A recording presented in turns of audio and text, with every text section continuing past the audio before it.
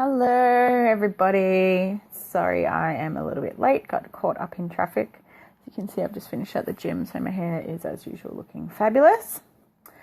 Thank you, everyone, for tuning in tonight. Tonight's topic is going to be about orthorexia. So some of you might have heard of this thing called orthorexia before. Hey, Gavin. So it's a subsection, I guess, of an eating disorder, but the way that I think about it is it's on that spectrum that we talked about the other day between normal healthy eating behaviors, eating disorder, and somewhere in the middle with that whole heap of grayscale.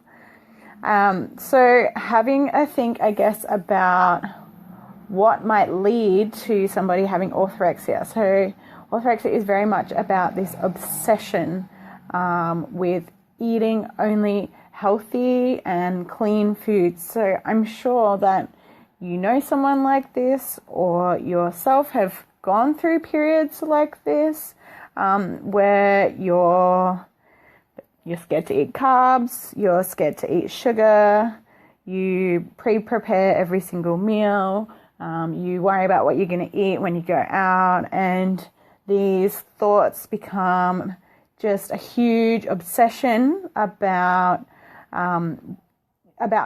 these healthy foods, and it's very scary for someone who is experiencing that, because it becomes so all-consuming. And the thought of trying to change that, or trying to introduce some of these other foods, or trying to just eat something which doesn't require preparation and pre-thought is where I guess that mental illness, or that disorder, or that unhealthy negative thinking style comes in.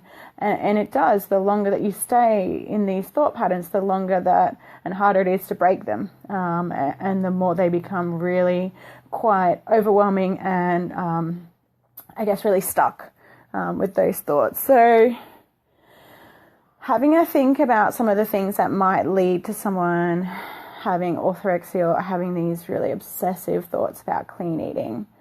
So I'm going to share a little bit of my story. So I've done a couple of, those 8-week challenge sort of things. And I always do quite well, because I'm a little bit of A-type, so I get really obsessed with things like that. And I am fine with it up to a point. So the 8 weeks for me is okay.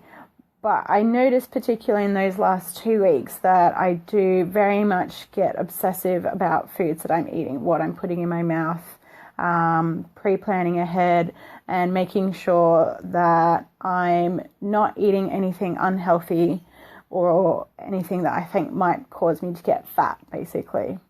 So a lot of these thoughts come from people's fears, or really kind of deep insecurities about what being fat might feel like for them, or other insecurities around control around food. So there's a whole heap of reasons why people might go down that path, but it is really important to kind of be able to reflect and have a think what's brought them to this point. Thinking, I guess, about a lot that we see on Instagram, and people really pushing that sort of clean eating. It might be about really getting that validation for them. It might be about when they're eating this way, that they're staying really skinny, so that they're feeling that they are, feeling really attractive, and that's kind of helping with maybe some of those feelings of loneliness. It might be about some more like perfectionistic thoughts, or more like obsessive controlling thoughts about, if I can have some control around my food, I'm going to feel better about other things in my life.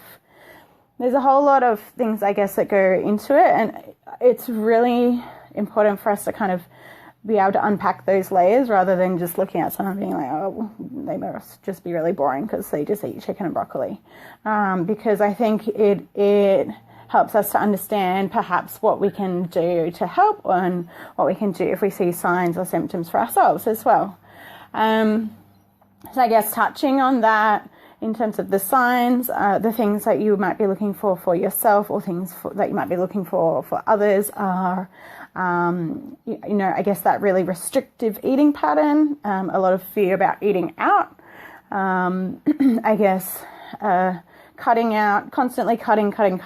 And there's always that more is more. So maybe, it's starting with let's cut sugar, and then it's cut flour, and then it's cut, and then the next thing it's vegan. So, there's always more cutting. And I guess probably noticing, I'm back. So what we can do now, this is a very tricky one, and the reason why is because it's very socially acceptable to be behaving in these ways. As I said, I'm sure we all know someone who eats like this or talks like this, and I'm sure we all know someone who Wi-Fi keeps dropping out. So what we can do to help is a really tricky one. It's something that I think it needs for you to tread carefully with these sort of conversations, and just kind of starting to bring some awareness about what it might be like to eat differently, or what it might be like to experience your relationship with food differently. So if anyone's familiar with motivational interviewing, it is really about, opening up that possibility for change, or opening up the possibility that things could be different in that relationship with food. It might be just reflecting that, it seems like it's so hard for you to eat differently, or it's so hard for you to enjoy when we go out. Is that something that does worry you? And I guess that's the question as well, because for some people it's not going to be something that does affect them negatively. And for others, it might be that they're so stuck in it, they don't realize that it affects them negatively. And so it might be that it's something that is a slow continuation until the point that, it does really become overwhelming and they do want to change it. Particularly with these sort of patterns, reaching out for help is something that takes a very long time. It's a very slow process. There's a lot of fear and shame around that. I guess being aware of all those sort of things rolled into one. If you notice somebody, or it is somebody yourself, who is experiencing some of those things, that change is a slow process, but obviously that there is definitely help out there.